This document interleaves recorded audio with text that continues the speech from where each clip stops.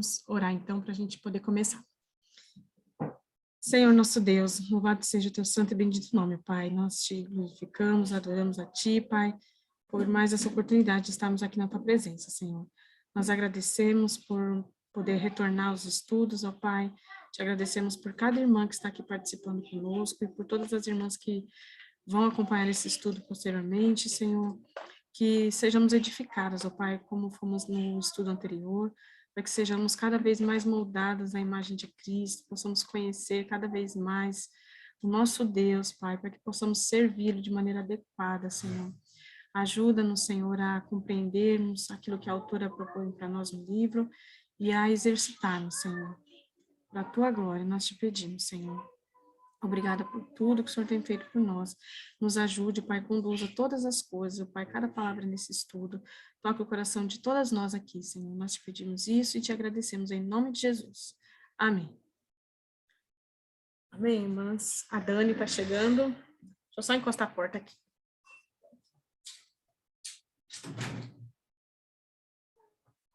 Então, irmãs, vamos lá. Hoje, com a graça de Deus, a gente vai reiniciar nossos estudos. Hoje, a gente vai começar o estudo desse livro aqui, que é o Renovadas, é a parte 2 daquele que a gente estudou no semestre passado, né, que é o da capinha toda rosa. E hoje a gente vai tratar da introdução. Tá bom, irmãzinhas? Então, como de costume, a gente vai fazer a primeira parte gravada, eu vou fazer a exposição do livro, do capítulo que a autora traz, e aí depois a gente abre para a gente poder comentar. Tá bom, minhas irmãs? E aí vocês, por favor, contribuam para o nosso estudo, tá? Vamos lá, então. Deixa eu pegar aqui minhas anotações. Como as irmãs já sabem, a gente viu no primeiro livro os 10 atributos que a autora escolheu para tratar conosco, né? Oi, Marininha, deu certo agora, né?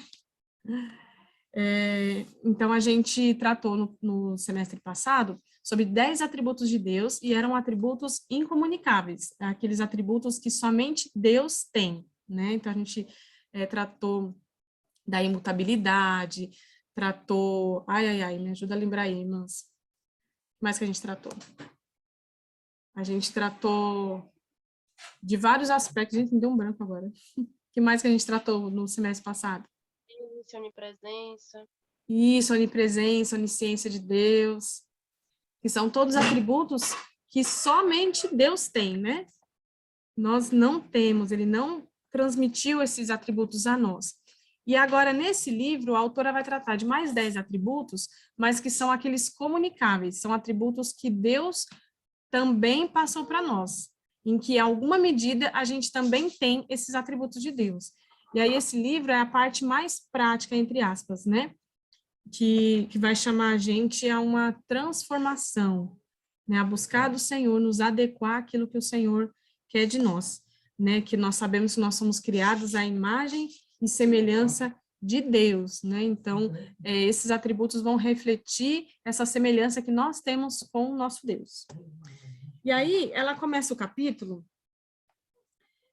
tratando do seguinte, chamando a atenção para quem nunca teve nunca se fez a pergunta de qual é a vontade de Deus. O que Deus quer para mim, né? Qual que é a vontade de Deus, o que Deus quer que eu faça? Então, ela começa levando esse questionamento para quando a gente tem uma situação onde a gente quer saber se eu vou tomar essa decisão ou tomar aquela decisão, né? Por onde eu posso caminhar. Então, ela vai falar que esse questionamento é inerente a todo cristão, que quando a gente vai tomar uma decisão, a gente quer saber qual é a vontade de Deus, o que Deus intenciona, né? O que seria melhor para que a gente pudesse decidir. E aí, algo que ela diz é que esse questionamento é sim válido, né? Como cristãs, a gente não vive da maneira como a gente quer, simplesmente fazendo aquilo que a gente acha que deve ser feito. Não, a gente busca saber qual é a vontade de Deus para que a gente ande de acordo com essa vontade, né? Então, se eu tenho uma decisão para tomar, muitas vezes eu vou querer saber do Senhor, né? O que é melhor que eu faça? Então, ela está tratando desse tipo de decisão. Mas ela diz que é preciso que a gente vá além disso, não somente trate dessa forma, né? Pedindo sinais, algo que confirme qual é a melhor decisão, mas que a gente vá além, né? Para que o nosso questionamento não fique somente na atitude, mas que vá mais profundamente, que reflita o nosso coração, que ela vai comentar aí ao longo do livro. Então, ela até dá um exemplo, na página 13, ela dá o exemplo de Pedro, e eu gostaria de ler, porque eu achei muito interessante, e lendo se torna autoexplicativo. Então, o que a gente deve fazer, é válido essa pergunta? É muito válida, mas a Bíblia nos traz a preocupação do Senhor além do que é certo, o que é errado, o que nós devemos ou não fazer. Então, ela trata o exemplo de Pedro. Na página 13, as irmãs podem acompanhar. Veja o exemplo de Simão Pedro. Quando Pedro enfrentou a decisão A, de negar a Cristo, ou a decisão B, de reconhecê-lo, ele falhou de modo infame. Mas não foi a sua incapacidade de tomar boas decisões que o definiu. Pelo contrário, foi a fidelidade de Deus em restaurá-lo. A história de Pedro serve para nos lembrar de que, independente da qualidade de nossas escolhas, nem tudo será perdido.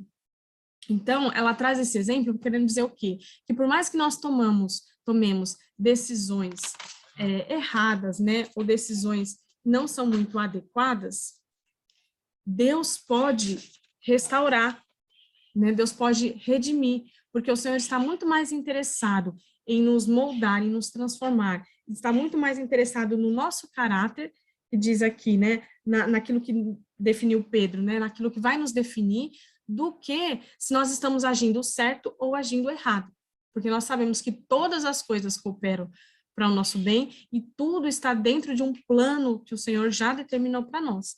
Né? E o Senhor, ele tem esse objetivo de nos aperfeiçoar em santidade, a imagem de Cristo. Então, além das nossas decisões, ou daquilo que nós devemos ou não fazer, o Senhor está interessado além disso. Pedro, ele tomou a decisão errada, né? Ele tomou a decisão de negar a Cristo, mas nem por isso o Senhor deixou de redimi-lo, ou o Senhor deixou de conduzi-lo a bom termo, certo?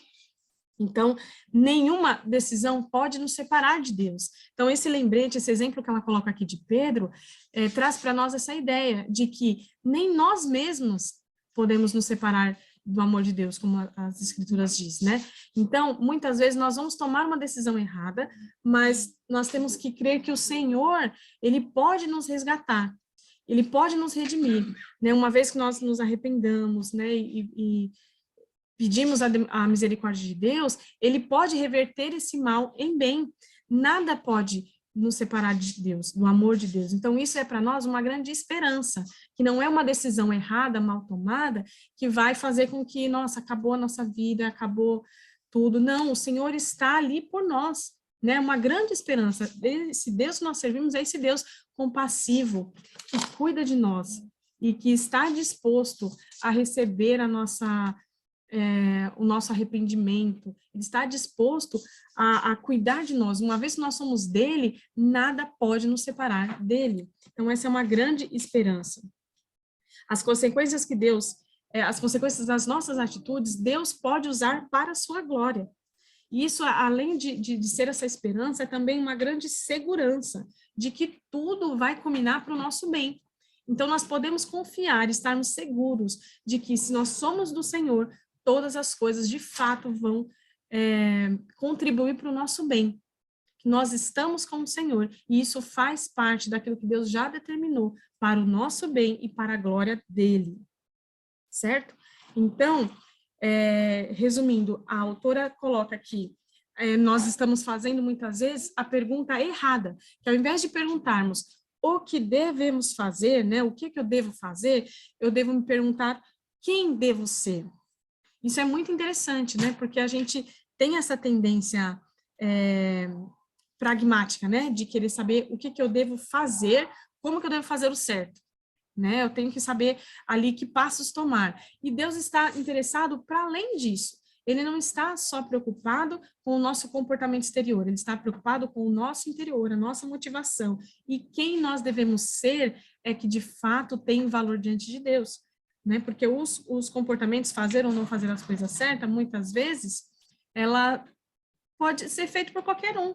Agora, a motivação certa, que tem um coração daquele que pertence ao Senhor, é que faz a grande diferença, certo?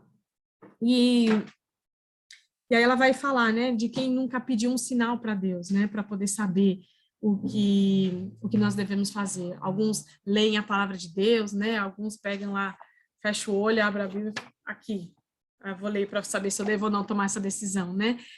Outros, sei lá, conversa com alguém, a irmã entrou no tal assunto e fala, nossa, era de Deus aquele assunto, falou para mim, é a confirmação, e, né, a gente já pensou nisso, às vezes eu já até pedi, eu já fiz isso na época que eu era católica, de pedir sonho para Deus, enfim, tem muitas histórias assim, né? Mas isso mostra, revela essa nossa natureza que quer saber qual que é o certo para fazer o que é certo, né? A Tamara tá dando risada aí, mas aposto que já fez isso. E eu lembro que isso, eu fazia muito isso na época que eu era católica, e hoje eu olho para trás, eu vejo que a minha motivação era o meu próprio bem. Então, eu queria saber o que era certo que eu estava fazendo, porque eu não queria me dar mal, vamos pensar assim.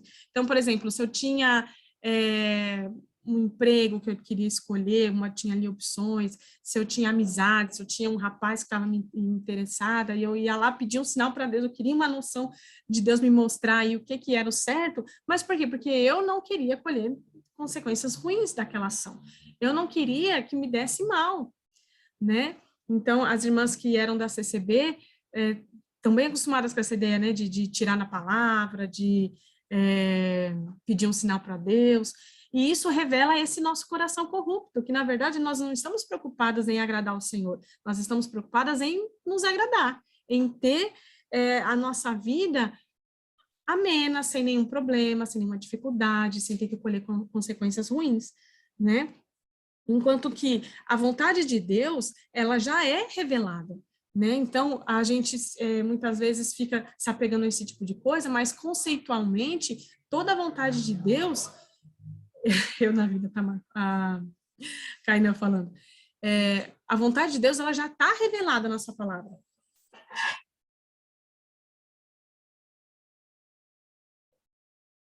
Muitas coisas não estão de forma clara, né? Digamos lá, trabalhe no emprego tal, né? Mude-se para a cidade tal, não vai estar assim na Bíblia, mas vai estar trazendo conceitos e princípios que vão nos levar a decidir, certo? Mas a gente quer mais que isso, a gente quer ir além disso. E aí que a gente vai entender que o que Deus quer de nós não é isso. Deus não esconde a sua palavra de nós, a autora vai dizer.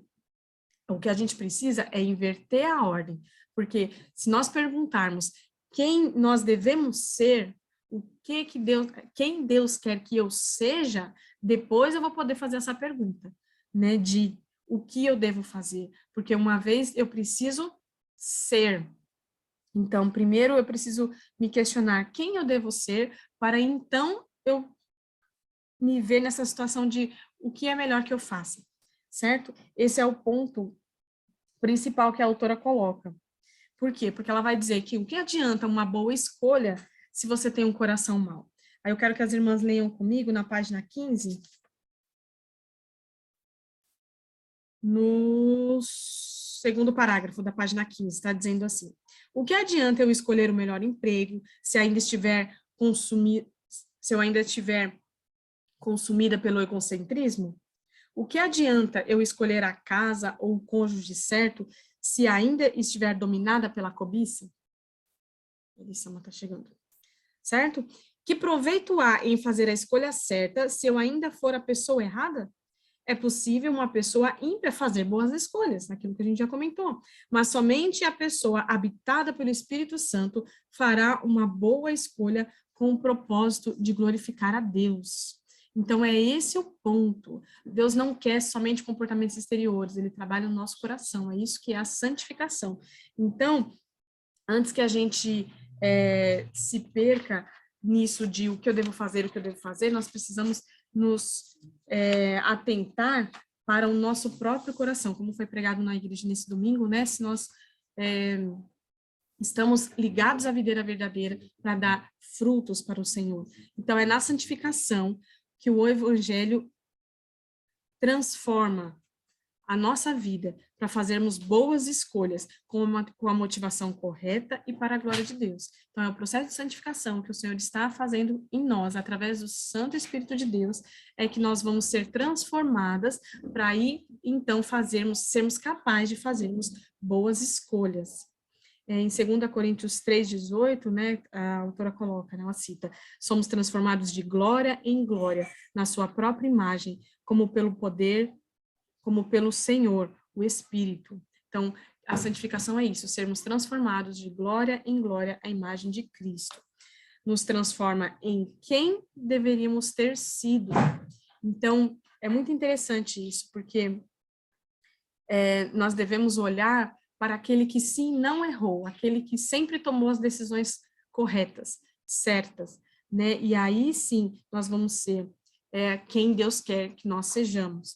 Nós devemos olhar para Cristo, aquele que foi o ser humano perfeito, aquele que fez sempre as escolhas corretas, para que nós sejamos transformadas à imagem dele.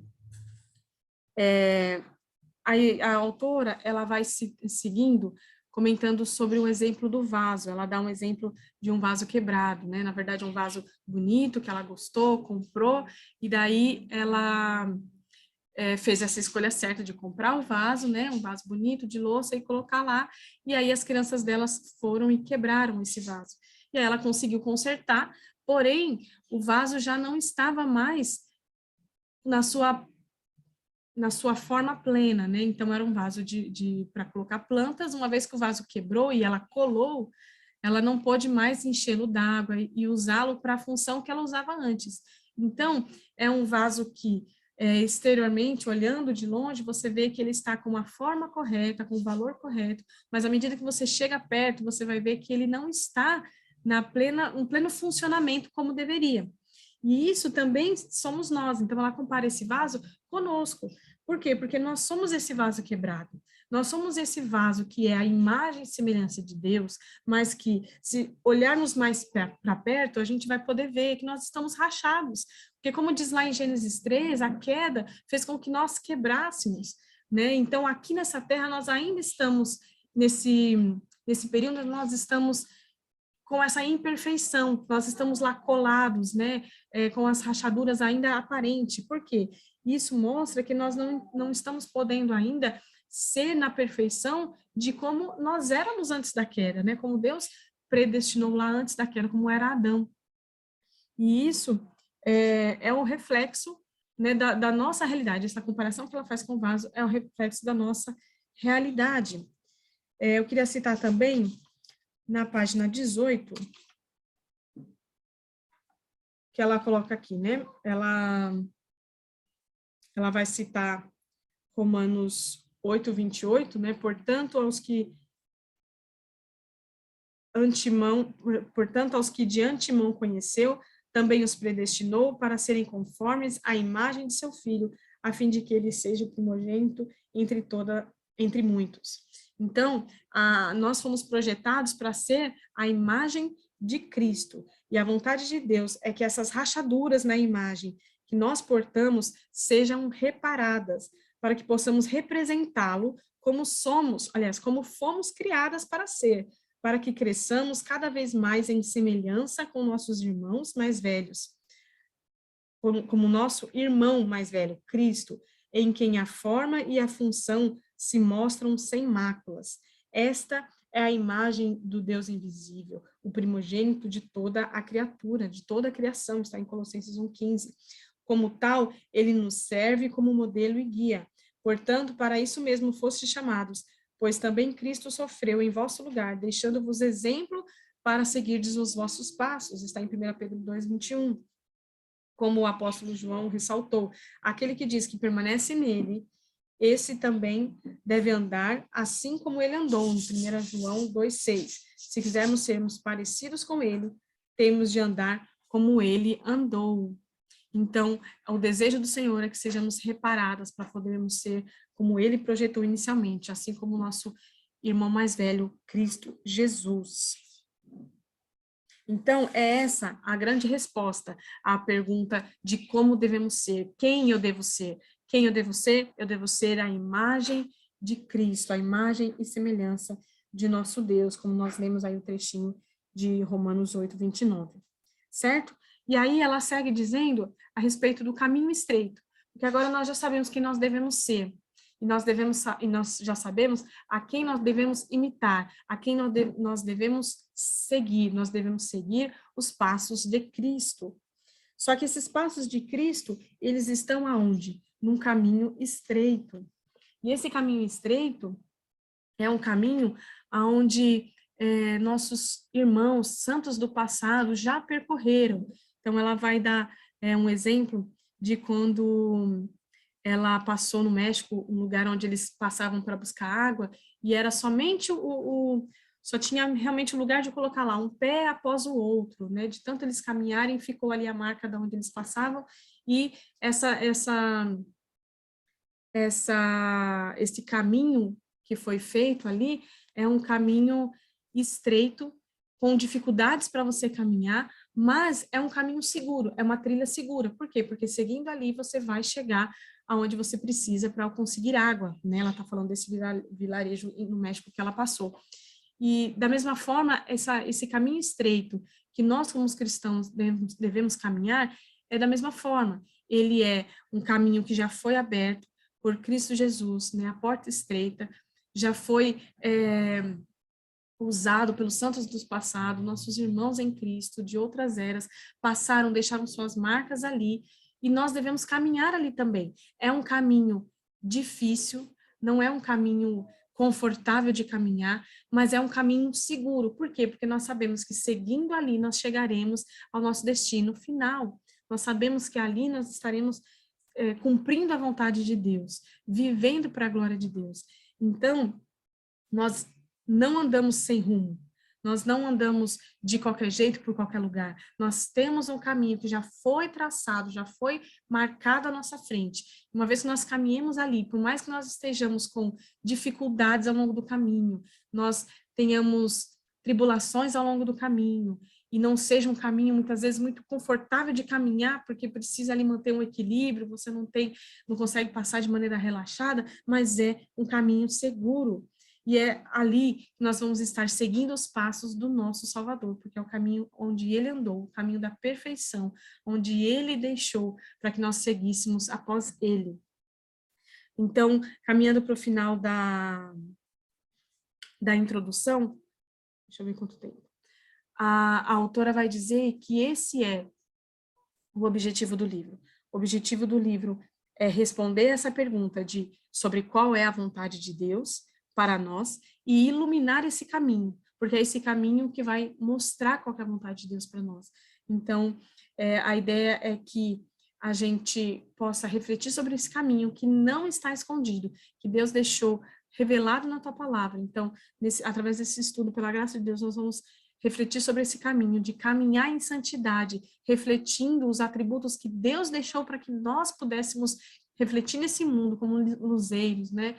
Salgar esse mundo, para que a gente possa, ao final, chegarmos em lugar seguro, seguindo os passos dos santos do passado e do nosso Salvador Jesus Cristo. A autora também diz que Deus se revela a quem deseja trilhar esse caminho, segundo a imagem de Cristo em cada passo. Então, como eu já falei, não é o caminho mais tranquilo de se caminhar, mas é o caminho mais seguro, é onde a gente pode contar com o Senhor Jesus, nos guiando, nos iluminando, cuidando de nós em cada passo, um passo após outro, um passo após outro. Nós seremos aí conformados à imagem e semelhança de Cristo Jesus, o nosso Senhor. Amém, irmãs? A introdução é bem sucinta, é isso mesmo. E aí, com a graça de Deus, a gente vai, a partir da semana que vem, trabalhar os demais atributos. A gente vai encerrar aqui agora para iniciarmos a parte dos comentários. Tá bom, irmãs? Com a graça de Deus, a gente vai tratar sobre santidade, né?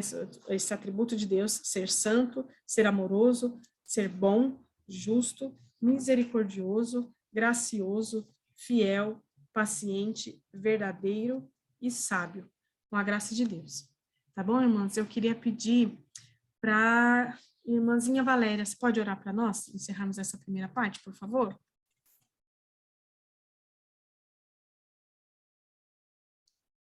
É possível, Vá? Tá, eu posso orar. Tá bom. Senhor Deus, nós te agradecemos, ó Deus, por esse momento, por essa primeira parte, Senhor.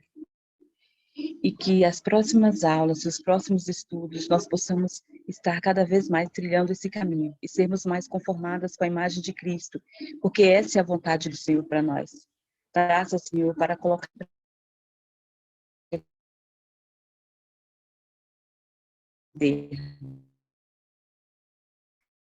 e sermos cada dia mais semelhantes ao nosso Senhor. Com a graça de Deus, nós oramos em nome de Jesus. Amém.